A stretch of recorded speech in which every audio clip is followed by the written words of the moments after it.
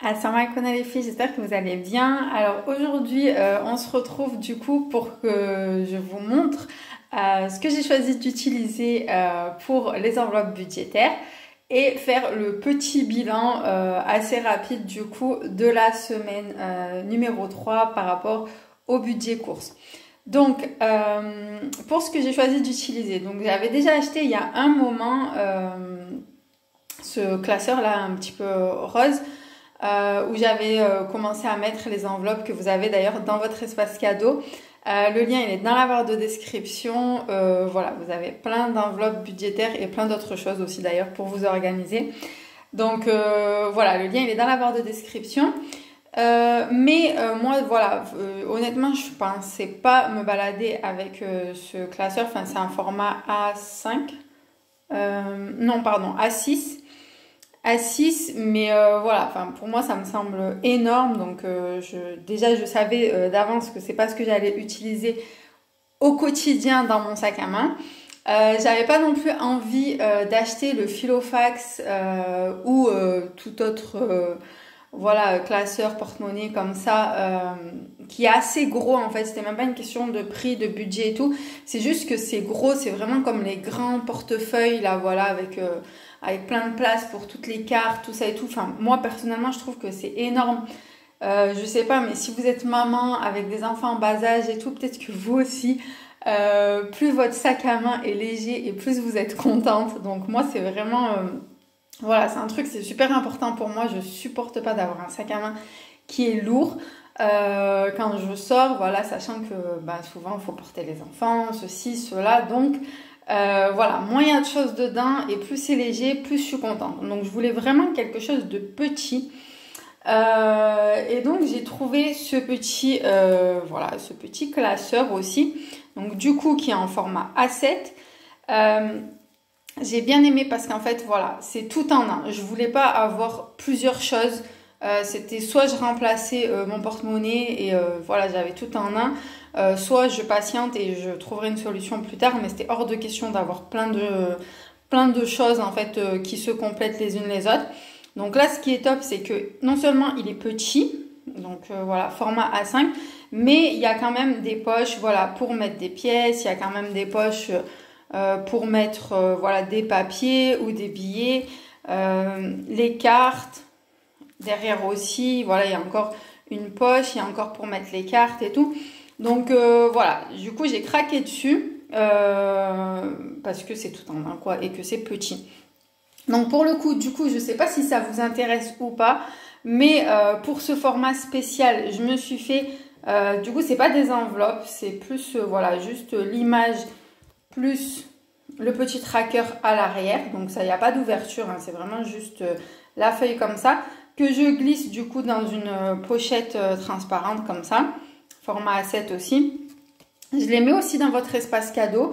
Donc pareil, le lien il est dans la barre de description. Je le redis, mais le mot de passe, c'est vraiment vous qui devez le définir. C'est pas un mot de passe secret que vous allez recevoir. C'est vous qui définissez votre propre mot de passe pour votre espace cadeau. Donc voilà, le lien il est dans la barre de description. Je les ajoute au cas où ça peut vous intéresser, sachant que c'est un tout petit format assez spécial. Donc voilà, je sais pas, si vous êtes comme moi et que vous préférez avoir quelque chose de petit dans votre sac à main, ça peut vous intéresser. Ensuite, pourquoi j'ai gardé les pochettes plastiques alors ça, je sais pas, c'est un peu peut-être de la maniaquerie, je sais pas. Mais en fait, tant qu'à faire ce système, j'ai vraiment envie de le faire bien comme il faut jusqu'au bout. Et pour moi, en fait, j'ai vraiment envie, voilà, que la monnaie de chaque catégorie reste dans chaque catégorie. En fait, j'ai pas envie de mélanger toute la monnaie. Donc du coup c'est pour ça en fait, c'est pour pouvoir mettre les pièces et pouvoir fermer vu qu'il y a un petit zip, comme ça vraiment toute la monnaie elle reste à l'intérieur. Personnellement en fait je trouve que des fois ça peut faire la différence sur un budget, donc voilà, en fait j'ai vraiment envie de voir au détail près, au centime près le budget de chaque catégorie. Donc voilà, pour l'instant je fais comme ça, comme je vous ai dit, vraiment on se lance, c'est un test, on verra au fur et à mesure. Peut-être que je changerai d'avis, je vous le dirai, mais pour l'instant j'ai vraiment envie de partir comme ça et de laisser la monnaie dans chaque catégorie. Donc après, du coup j'ai choisi les catégories que je pense en fait, voilà, que quand on sort, voilà, c'est les catégories qu'on va acheter le plus fréquemment et tout. Mais par contre, j'ai pas tout mis. Les choses que, par exemple, ça reste dans le grand classeur, tout ce qui est ameublement, tout ce qui est aussi, du coup, épargne, par exemple, pour la hijra, tout ce qui est aussi pour faire des cadeaux, voilà, toutes les choses comme ça pour la zakat, les choses comme ça, c'est pas quelque chose qu'on a besoin d'avoir dans son sac à main quand on sort et tout. Je sais pas, quand on va acheter des meubles, en général, on sait qu'on sort pour aller acheter des meubles. On va pas se balader et puis on se retrouve à acheter un meuble comme ça sur un coup de tête.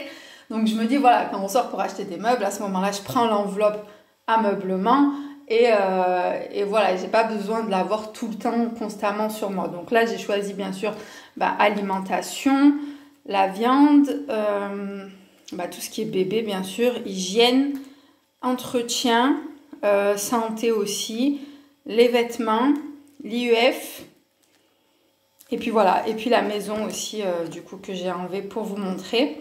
Et voilà, tout ce qui est maison. Pour l'instant, moi, ça me semble suffisant. On verra au fur et à mesure si j'ai besoin de rajouter d'autres enveloppes ou pas. En tout cas, on part comme ça. On va tester. Qu'est-ce que j'ai préparé d'autre? Donc, jusqu'à maintenant, quand j'allais un peu plus loin dans le budget, du coup, j'avais cette feuille de budget du mois. Donc, voilà, qui est une feuille qu'on peut retrouver partout, hein, vraiment, avec les revenus, les dépenses fixes, les dépenses variables, les épargnes, s'il y a des dettes ou des découverts et tout, et du coup les enveloppes. Et là, pour vraiment suivre le suivi des enveloppes et tout, je me suis fait ça au brouillon. Donc on va voir ce que ça donne. Pour l'instant, comme je vous ai dit, c'est vraiment un brouillon, c'est vraiment un test, et je vous conseille vraiment, peu importe ce que vous voulez mettre en place, n'hésitez pas à vous lancer et à faire des tests, parce que c'est comme ça que vous allez voir ce qui fonctionne, ce qui fonctionne pas, et que vous allez trouver vraiment votre propre manière de faire. Donc là, j'ai une idée approximative, on va dire, de ce que je vais mettre dans chaque enveloppe. Mais comme je vous ai dit, en fait, c'est vraiment quelque chose que j'ai jamais fait. Nous, on avait un budget global, donc je sais absolument pas à combien nous revient la catégorie bébé, combien revient la catégorie hygiène, entretien et tout. Donc je me suis fait une petite idée comme ça. Moi, j'essaye toujours de mettre un petit peu plus, parce que je préfère avoir des bonnes surprises que des mauvaises surprises, on va dire. Donc c'est pour ça, voilà, j'essaie toujours de budgétiser, même dans le budget du mois et tout, un petit peu plus. Même, d'ailleurs, ça peut être une petite astuce si c'est quelque chose que vous pouvez mettre en place. Mais en général, voilà, quand il y a des prélèvements, vous savez, pour le gaz, l'électricité et tout, ils font toujours une estimation. Et directement, en fait, dès le départ, je rajoute toujours 10-15 euros. Je leur demande de rajouter ça, en fait, sur le prélèvement, parce que c'est beaucoup plus simple à sortir 10 ou 15 euros par mois en plus et avoir une bonne surprise à la fin de l'année, parce que du coup c'est eux qui vous rendent de l'argent, plutôt que d'avoir voilà, à la fin de l'année un rappel et devoir sortir une somme parce qu'en fait l'estimation elle n'était pas bonne et tout.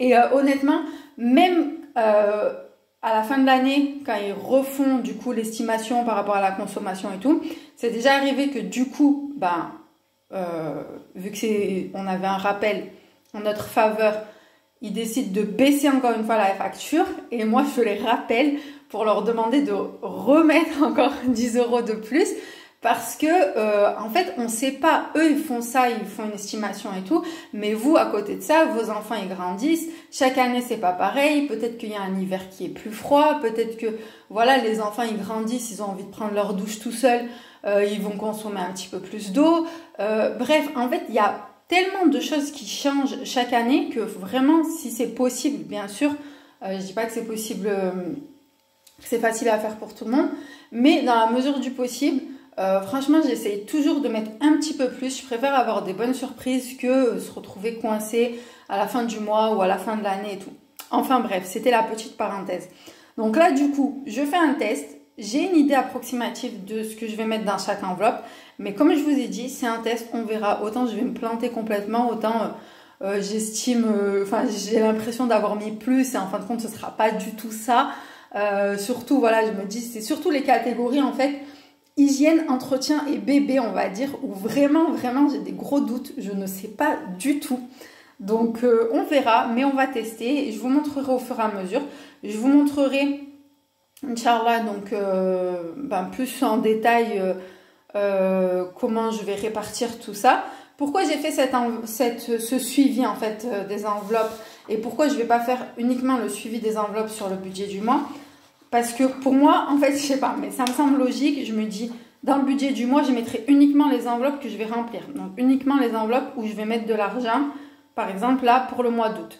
Je ne vais pas noter toutes les enveloppes. Et je pense qu'il y a des enveloppes qu'on ne remplit pas chaque mois. En fait, il y a des enveloppes où, suivant le budget qu'on a, on va mettre de l'argent ou on ne va pas mettre de l'argent à l'intérieur. Mais par contre, j'ai quand même envie d'avoir un suivi global, en fait, de pouvoir visualiser rapidement en fait toutes mes enveloppes, et de savoir combien il y a à l'intérieur sans avoir besoin forcément à chaque fois de sortir toutes les enveloppes, de calculer tout ce qu'il y a par exemple dans les épargnes ou peu importe dans quelle enveloppe. Donc du coup voilà pourquoi j'ai fait ça, sachant que comme je vous ai dit, moi je pense pas que j'aurai des enveloppes à la semaine, vraiment je suis en train de réfléchir, mais je pense vraiment que j'aurai aucune enveloppe qui sera à la semaine. J'aurai uniquement des enveloppes qui seront au mois et des enveloppes qui seront à l'année. Donc voilà, ça je vous avais déjà expliqué, c'est surtout par rapport à tout ce qui est vêtements, justement IEF, ameublement, tout ça et tout, c'est des enveloppes qui sont vraiment à l'année, voire même plus en fait, ça reste au fur et à mesure, quoi, ça s'accumule.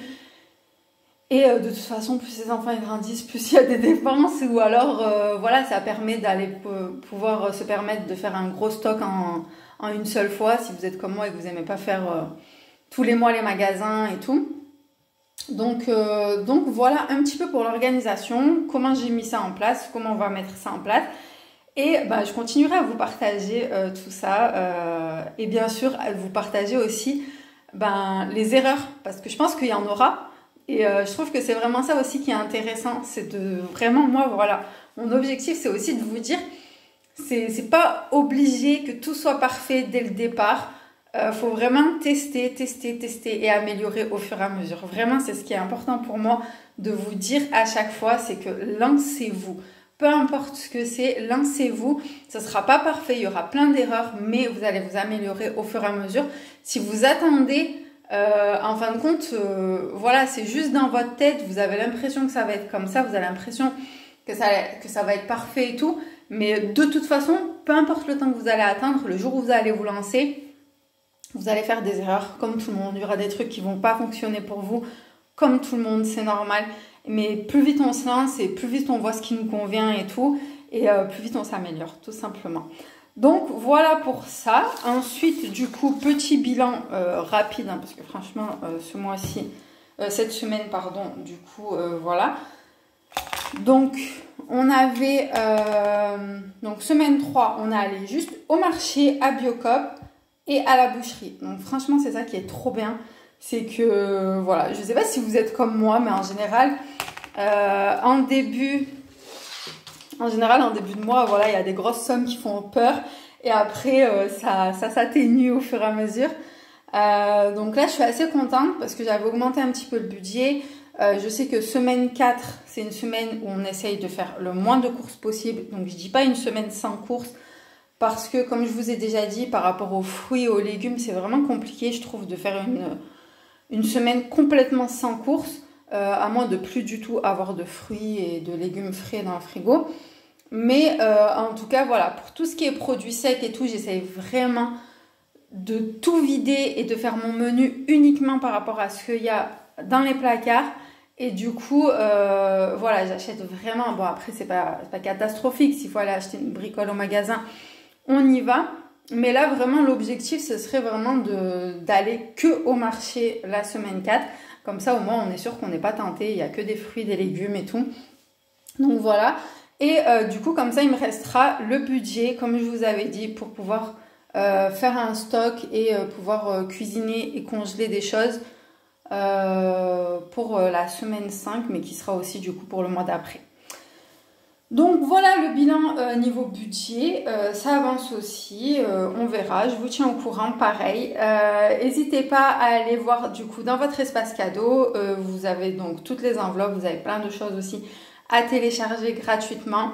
Encore une fois, le lien il est dans la barre de description. Et moi, je vous fais des gros bisous et je vous dis à la prochaine. Ciao, assalamu alaikum.